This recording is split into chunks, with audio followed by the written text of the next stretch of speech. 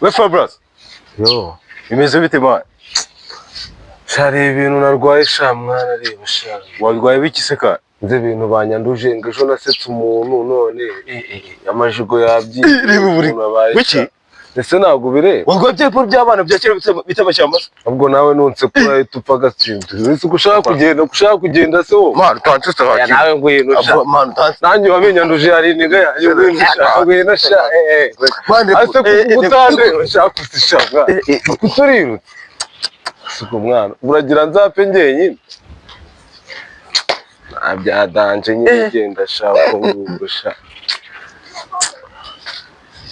Man, wejo nari nzandwa amashyamba se. Byatara ahubwo Uzanisize imbyiro nkaho. nanjye nasetse umukoboyi mwana ureba ukuntu byabyutse byabaye sha hose ndumva byabyumvye byanganye. Urambwira ko ejo nari nzameze gutyo se. Cyangwa se urumugwa nta nshuti kuri. Kandi nabyadanje mwana. Ni uburwayi mani busanzwe nuko gusa umuntu nyine nabyadanje. Ntago biryana cyane mwana nta